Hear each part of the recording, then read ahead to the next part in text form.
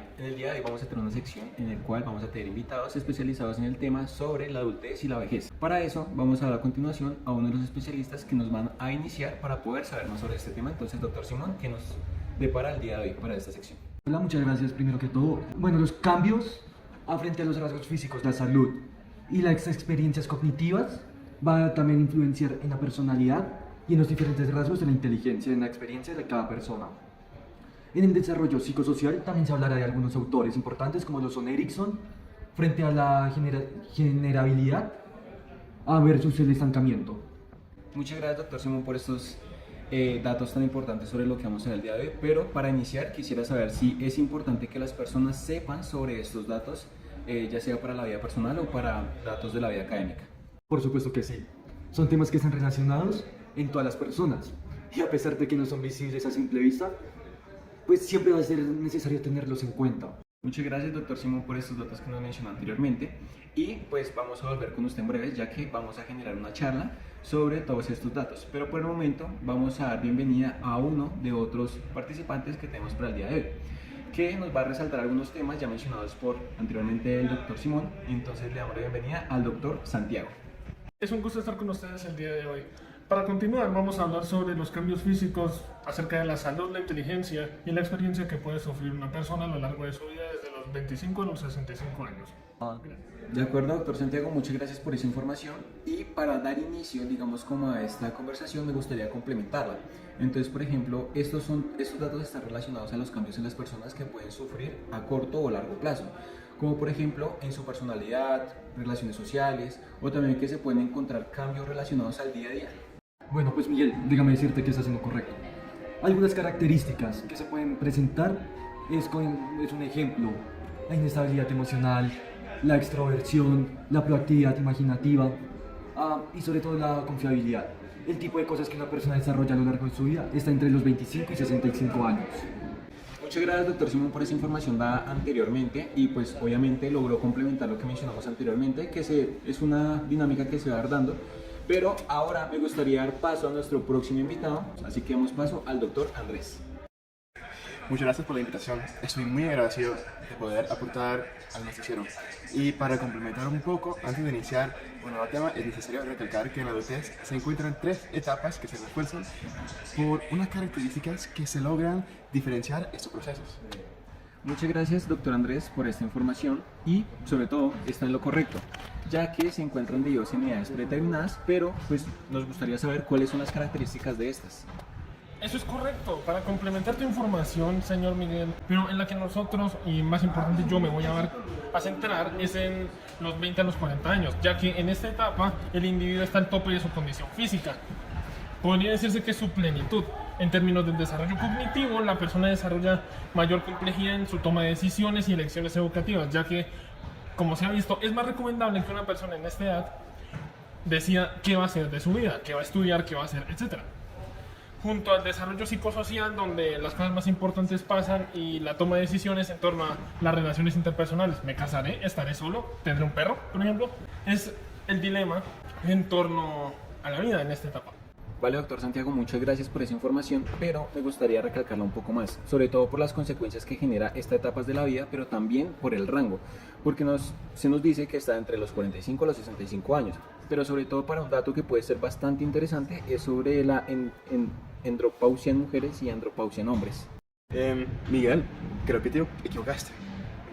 No pasa nada, pero de hecho es la menopausia en mujeres y andropausia en los hombres. Y para continuar un poquito de las cosillas, en esa etapa de la adultez media también empieza el deterioro en torno a las habilidades sensoriales y destrezas, pero también hay un desarrollo de promedio. Las habilidades mentales en esos momentos de la vida, frente a las funciones básicas, alcanzan a su cima, y además de la capacidad para resolver problemas, incluso el sentido de la vida del individuo sigue en desarrollo. Pero esa transición a la adultez es estresante y marcada por varias cosas. De acuerdo, doctor Andrés, muchísimas gracias primero por la corrección y segundo pues por los datos dados anteriormente. Pero también hay unos datos sobre la vejez en particular, pero también cómo es visto esas características frente a la adultez tardía. Bueno, en esta edad se ve entre los 65 años en adelante, el cuerpo se vuelve mucho más vulnerable a enfermedades, como por ejemplo el Alzheimer, en torno a lo que es el deterioro cognitivo. Razón por la cual se recomienda en etapas anteriores ejercitar esto por medio de, ya sabes, ejercicios de memoria, las habilidades mentales sean desarrolladas para que cuando enfermedades como estas lleguen no duela tanto el golpe. Además de que no solo el cerebro es una de las cosas más afectadas, también el deterioro físico, como los huesos se vuelven más débiles y la masa muscular desciende. De acuerdo, muchas gracias por esta información que nos están dando, pero mientras va surgiendo toda esta charla, es obvio que surjan preguntas que me gustaría aclarar por medio de esta. Y digamos, la información que están dando está clara, pero me gustaría saber si hay algún tipo de filtro en el cual permita agrupar este tipo de datos o este tipo de edades de una forma más clara y sencilla. Bueno, Miguel, pues sí las hay. Te voy a mencionar la forma posible de la edad cronológica, o sea, desde que nacemos hasta la actualidad. Esto funciona como se interactúan con su entorno, desde que se nace hasta la actualidad. Esto cabe mencionar que está en el entorno tanto físico como social.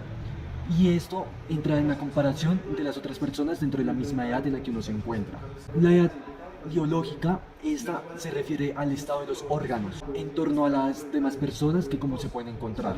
Bueno, eso también cabe recalcar que si hay una edad biológica también debe haber una edad psicológica. Y esta edad es como la persona puede llegar a enfrentarse a diversos retos que le pueden ocasionar su entorno. Y esto hace que uno demuestre la madurez y la salud mental de una manera en la que no se puede hacer de otra manera. Pero la edad social es en el grado en el que la persona se ajusta a las normas de la sociedad y las expectativas de la vida que puede rodear en la edad cronológica en la que se encuentre. Muchas gracias, doctor Simón, por esa información dada anteriormente, y de hecho dejó muy claro lo que son los distintos filtros o etapas en las que se puede evidenciar esto. Pero teniendo en cuenta la información anterior dada, me gustaría saber si existe algún tipo de envejecimiento que se considere normal, o si existen algún tipo de etapas frente al envejecimiento. Así es, Miguel. De hecho, existen distintos tipos de envejecimiento que se están ligados desde lo personal en cómo la persona viva. Por ejemplo, el envejecimiento normal, que es el cual en una persona envejece sin enfermedades crónicas.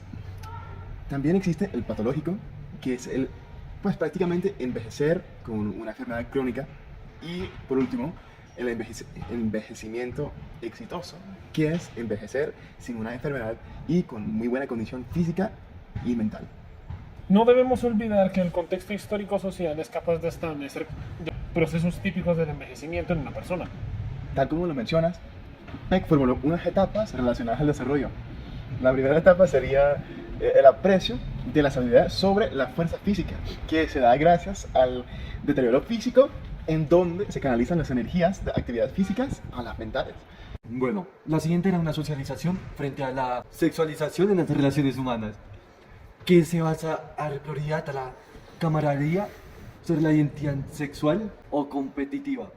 Yo no solo explicaba eso, tenemos que tener en cuenta también los tipos de flexibilidad, ya que eran la flexibilidad emotiva y flexibilidad ante la rigidez mental. La primera se enfocaba en cómo nosotros, o más bien nuestro círculo social, se va haciendo cada vez más y más pequeño, en lo cual nosotros como individuos teníamos que aprender que las prioridades cambian. Y en la flexibilidad frente a la rigidez mental es la lucha por dejar los hábitos o desconfiar demasiado de las nuevas ideas. Vale, muchas gracias por tan buena participación que han tenido hasta el momento. Y pues como se puede observar claramente, las partes en las cuales se dividen las etapas del BIC van ligadas profundamente a lo que son las etapas del adulto. Pero también me gustaría saber aquellas tareas principales que se pueden observar en estas características. Entonces le damos la palabra al doctor Simón. Gracias, Miguel. Bueno, esas tareas están enfocadas en trascender los problemas físicos sociales. Bueno, esto es aprender a valorar la vida mucho más allá del trabajo, por medio de hobbies, de pasatiempos, y la tarea final es valorar la experiencia y las aportaciones que va a adquirir la persona a cualquier nivel por encima de la muerte.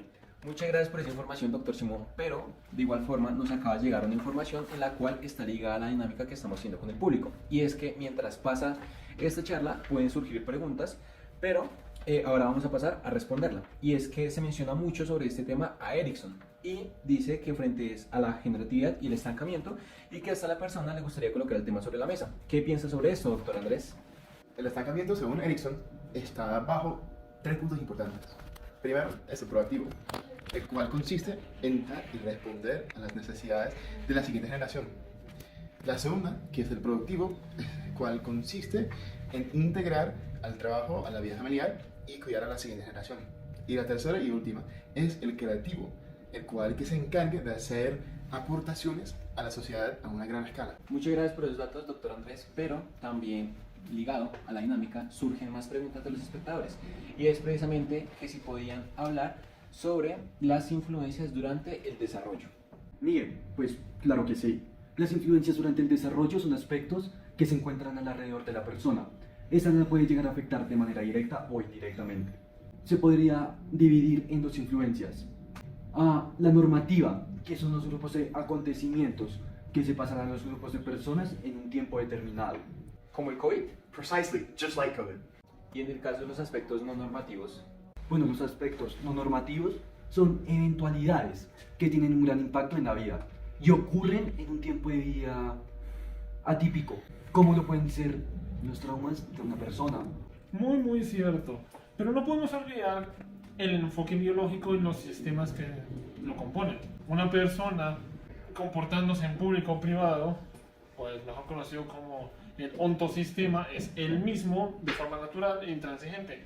El siguiente sistema es el microsistema, en el cual las influencias del primer orden tienen relación con el ambiente cotidiano, el entorno, la familia, amigos, la novia. Además que el siguiente es el mesosistema, que se enfoca en torno al impacto de las relaciones en la vida social y laboral, que lo ayuda a entender que hay otras realidades. Siguiendo con eso, debemos tener en cuenta que los microsistemas son las creencias, ideologías y patrones de cultura que una persona tiene, y también los ontosistemas, que tienen este nombre, del cual afirma una relación con el tiempo. Bueno, muchas gracias sobre todo por responder la pregunta, pero por desglosarla de una forma en la cual todos podemos entender de forma más clara.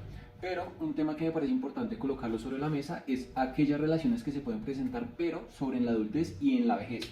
¿Cómo se observaría este tipo de relaciones? Queramos o no, todo inicia con la amistad, que es el estadio social en la que personas como nosotros más tiempo hemos estado y estaremos, y es en el cual compartimos diferentes actividades, que queramos o no, las hacemos para evitar la soledad o el distanciamiento. De acuerdo, pero aún así en la actualidad existen muchas personas en las cuales han decidido vivir el resto de etapa de su vida estando solteros o solteras. Y pues gracias a esto surge la pregunta de cuáles son las circunstancias para que una persona logre conseguir una pareja.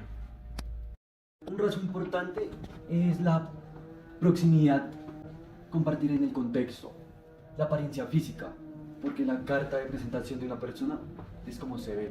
Si comparten algunos gustos, si te presta atención, tú se la devuelves de la misma manera.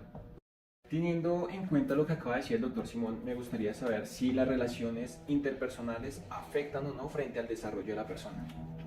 El compromiso es crítico para la relación, ya que se depende de la reciprocidad, que es una cosa que puede reconstruir un amor roto, y es algo que en una relación se necesita para desarrollarse.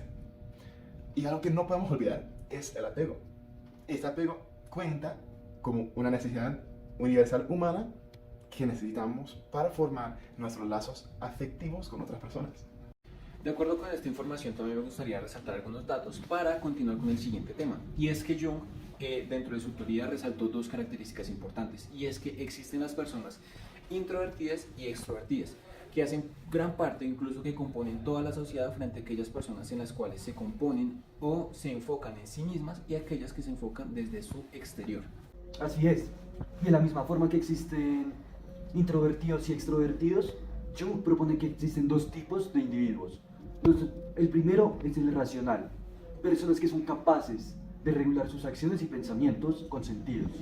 Y los irracionales son aquellas personas que basan sus acciones en percepciones, ya que sea a través de sensaciones o procesos inconscientes, como lo puede llegar a ser una estimulación.